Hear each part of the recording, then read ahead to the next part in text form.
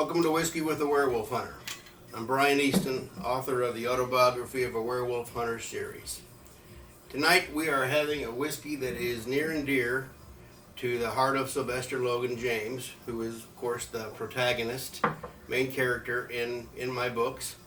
I'm talking about, of course, Lord Calvert, Canadian whiskey. In the series, and those of you who read it know what I'm talking about, in the series, Sylvester's father calls Lord Calvert the only whiskey worth drinking. Yeah, it's his father's brand, and so it's not until Sylvester is much older that he realizes that Lord Calvert is probably not the only whiskey worth drinking as far as his father was concerned, but more likely the best that he could afford on a lumberman's salary. Since it is a budget whiskey. Now, my reasons for choosing this particular whiskey for the series stems from my own personal experience with the creature, in that it is the very first whiskey that I ever tasted, and so it kind of has a place near and dear to my history as well. I've not tasted this in years. So this bottle here is the first taste of the stuff I've had since I was probably 23 or so. So, cheers. And it's such a different kind of whiskey than bourbon or some of the heavier whiskeys that I've had here. And this is Canadian whiskey through and through. It's got a really clean, crisp taste to it. A very subtle flavor and a smoothness that is pretty good for a lower shelf whiskey. I can see why people like it. Now, it does get a bad rap because it is a lower shelf spirit, but it's not bad. And for $10 or so a bottle, you can see why old Foster James would make this his go-to whiskey. If you're not already a subscriber to Whiskey with the Werewolf Hunter, don't forget to hit the red subscribe button down in the corner of your screen and at any time during the show. Continuing our discussion on the different Wolven breeds within the lineage. Remember, Wolven means wolf-like or having the characteristics of a wolf, because werewolves don't have anything to do with true wolves at all. And so the last time we covered the high Wolven and the noble Wolven, kind of the upper ranks of the lineage. And the time before that we covered the lower end of the spectrum. Well, we're finally getting to the breed that is both outcast and terror to the lineage itself, and that is the Darkest Wolven. If you've read the series, you know the Darkest Wolven, and he's one of the more favorite breeds, because he is an outcast and because he is so powerful. Darkest Wolven are products of incompatible bloodlines through the birthright, right of providence.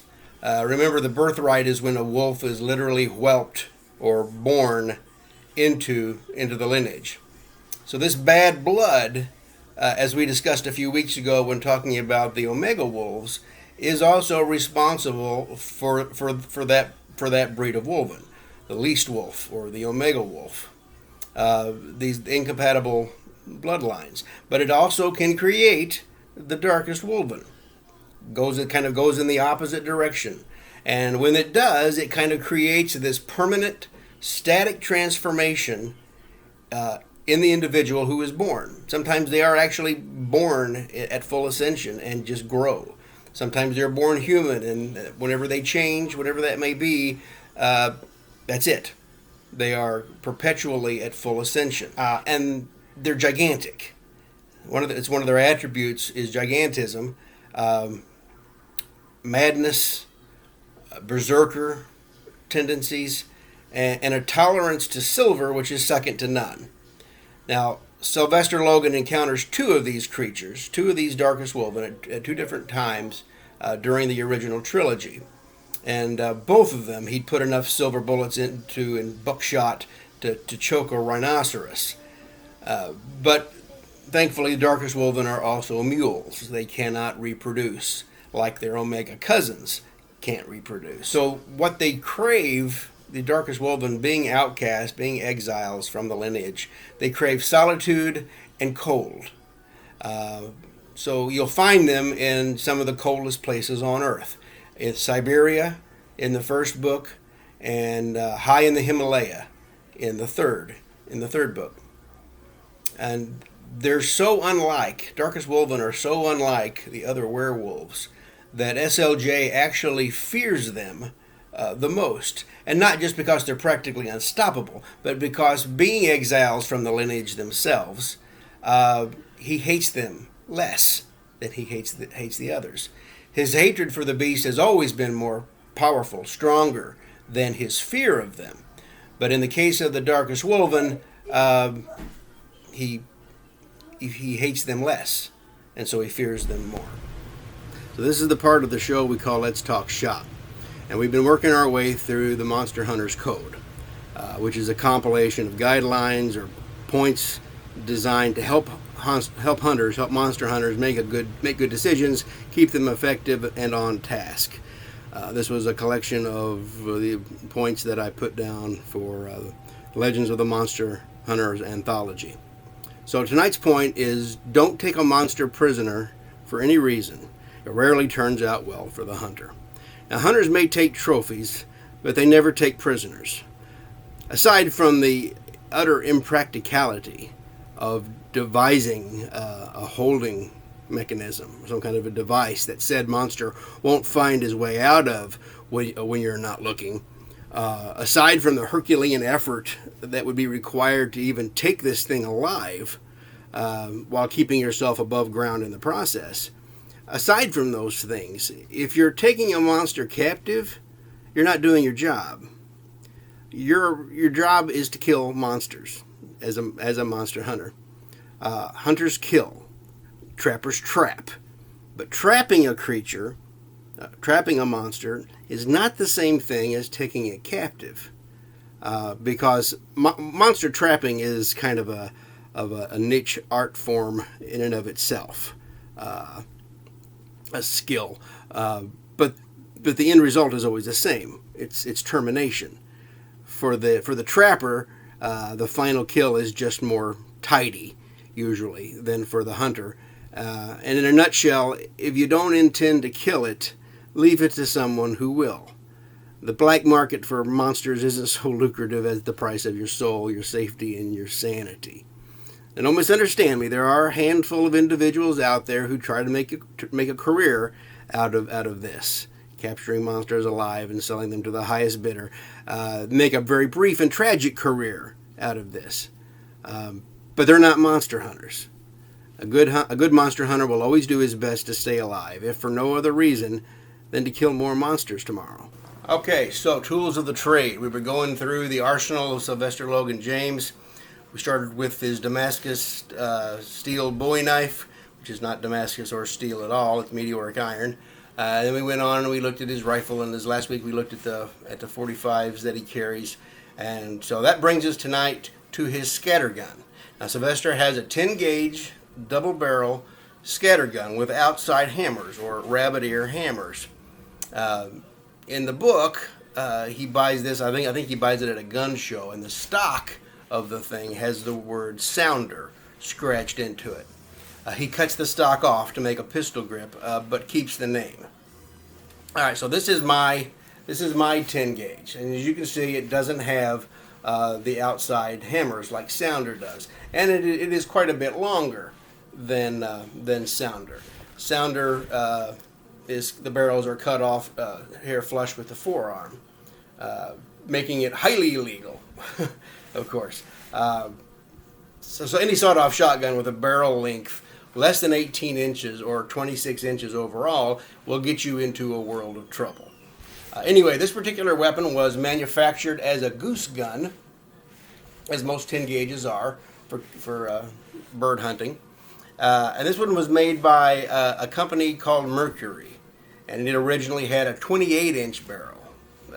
You need that for a goose gun to reach out there and get them.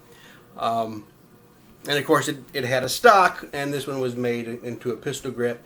And it's been this coach gun ever since I've owned it. I didn't modify this at all. I bought it from the gun store this way several years ago. Now the shells of this 10 gauge shells. This is it's like a little stick of dynamite, like a stubby stick of dynamite. They're pretty good sized shells. And this is double-aught buckshot. Now in the book, Sylvester Logan uses triple-aught buckshot. Of course, in the buckshot is silver. And that's about 8 pellets in each shell, each one about the size of a .36 caliber bullet coming at you at once like an angry swarm. Now the beauty of a weapon like this is that up close and personal, the effects of this sucker are absolutely devastating. Its chief drawback, however, is that the further you get from your target, the less effective it is until it's basically worthless. About 50 yards is about the limit of its effective range.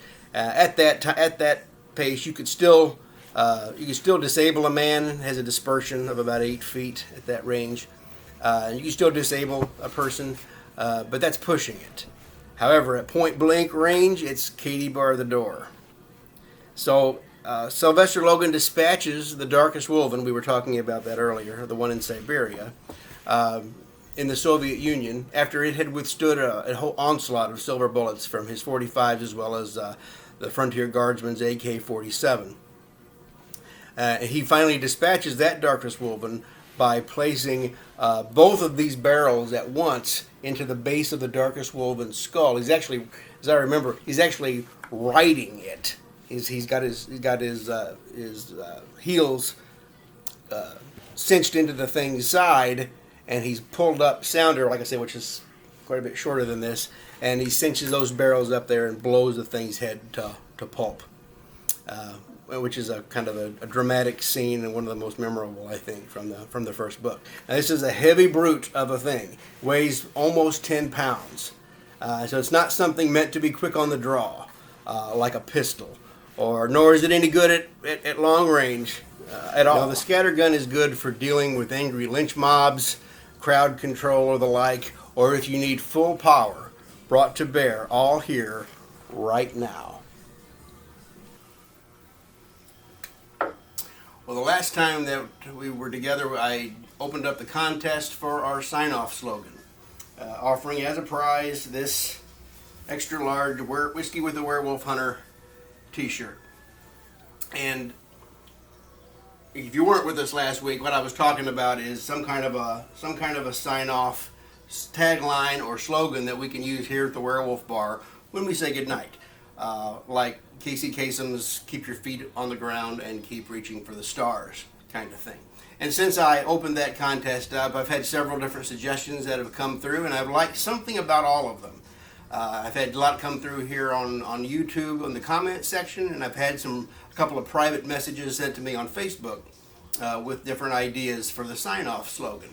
But I don't think we're quite there yet. I haven't quite found what I'm looking for. Like I said, there's something I liked about all of them, and if I could kind of take pieces and parts of all of them and put them together, that would be good, but then I'd have to get everybody a t-shirt. So we're not really set up to do that right now. But what you can try, keep sending them to me. You can try as many different slogan ideas as you like. That being said, we want to give it a few more weeks, try it out and see if some more come through. So until then, come see us on the web at werewolfhunter.com or drop us a line, Brian at werewolfhunter.com, and we'll see you next time.